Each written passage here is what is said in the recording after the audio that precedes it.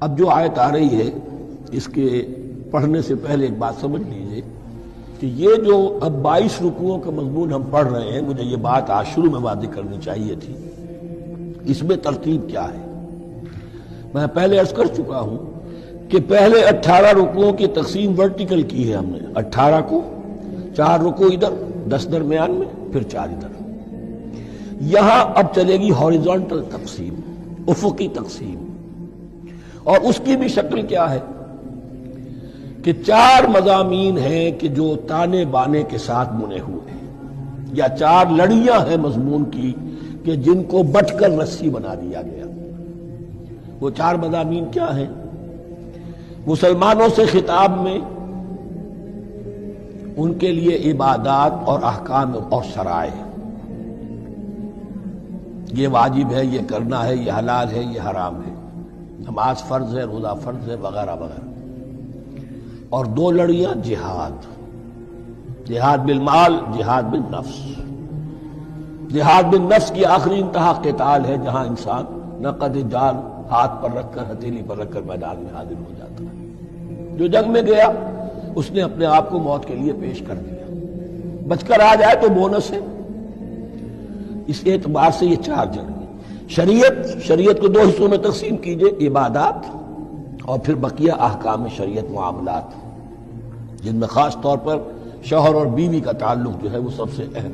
لہذا اس صورت میں آپ دیکھیں گے تفصیلی احکام آئیں گے آئلی قوانین کے ضمن میں۔ دوسری طرف جہاد بالمال یعنی انفاق، اللہ کی راہ میں خرچ کرنا، اور جہاد بالنفس جس کی آخری منزل قتال۔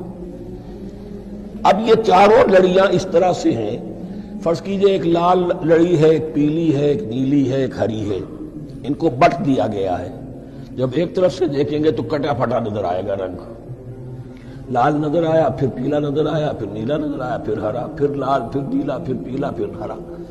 تو ایسا معلوم ہوگا جیسے کٹے پھٹے ہیں مضامین۔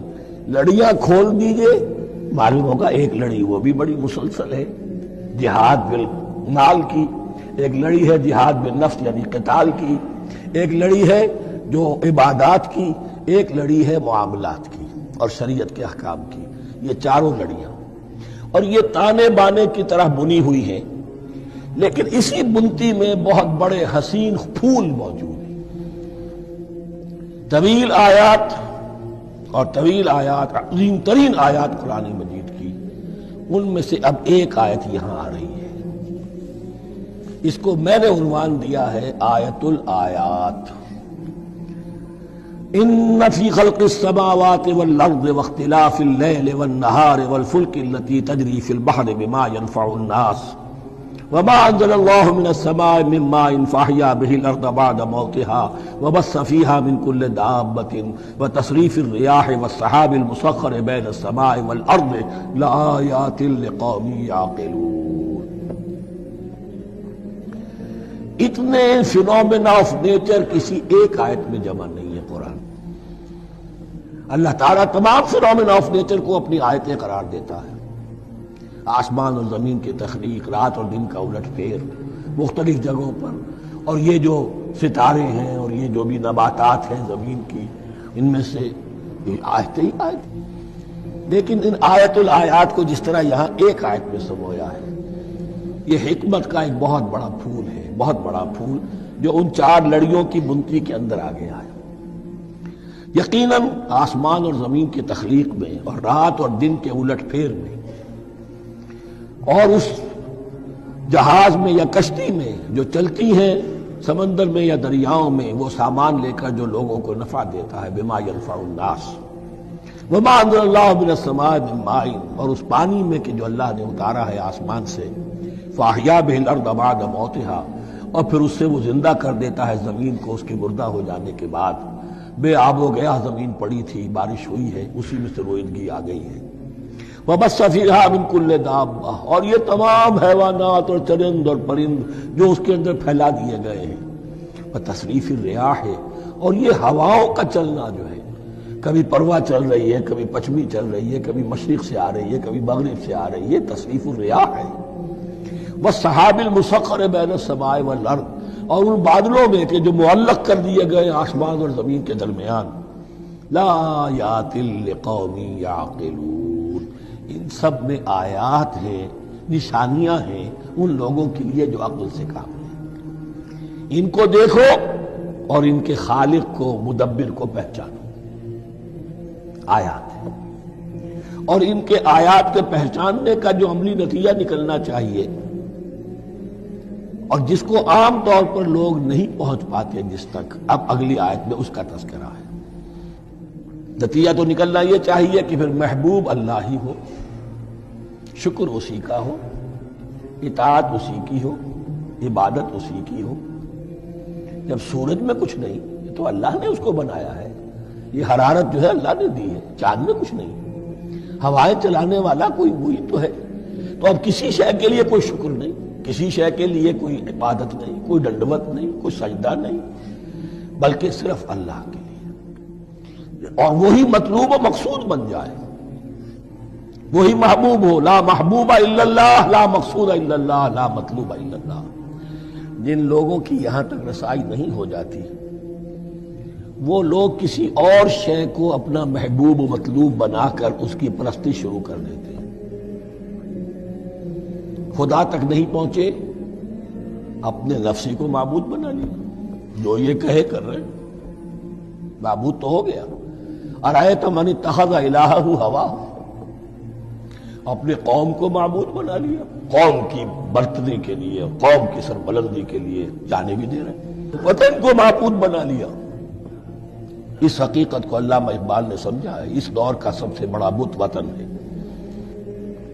اس دور میں میں اور ہے، جام اور ہے، جم اور، ساقی نے بنا کی رمش لطف و ستم اور، تہذیب کے آزر نے ترشوائے صنم اور، مسلم نے بھی تعمیر کیا اپنا حرم اور، ان تازہ خداؤں میں بڑا سب سے وطن ہے، جو پیرہن اس کا ہے وہ مذہب کا کفن ہے۔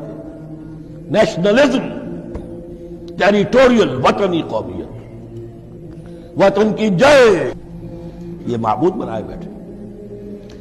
تو اب یہاں سنیے، وَمِنَ النَّاسِ، اور لوگوں میں سے کچھ ایسے بھی ہیں، مَن يَتَّخِذُ مِن دُونِ اللَّهِ أَندَادًا، جو اللہ کو چھوڑ کر کچھ اور چیزوں کو اس کا مد مقابل بنا دیتے ہیں۔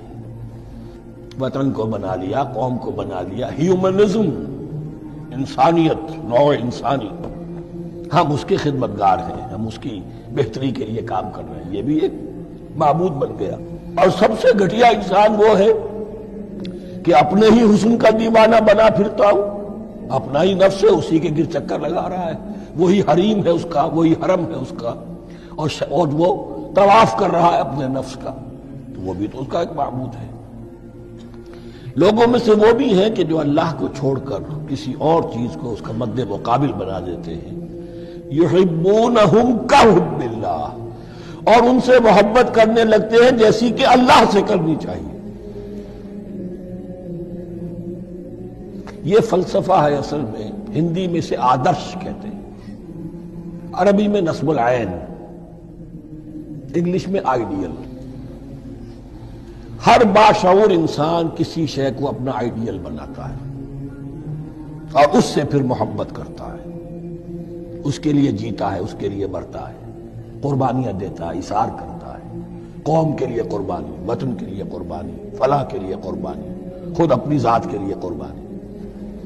یحبونہ کحب اللہ، یہ سارے کام تو اللہ کے لیے کرنے کے تھے، جیو اللہ کے لیے، مرو اللہ کے لیے، محبت اس سے کرو۔ ان صلاتی و نسکی و محیای و مماتی للہ رب العالمین۔ تم نے اپنی یہ ساری نسبتیں کسی اور شے کے ساتھ وابستہ کر دی، تم نے اللہ کا مد مقابل تراش لیا۔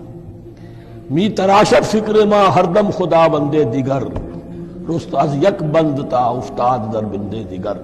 انسان معبود تراشتا رہتا ہے اپنے ذہن سے، اور ان کے لیے محبت کرتا ہے، جانیں دیتا ہے، قربانیاں دیتا ہے۔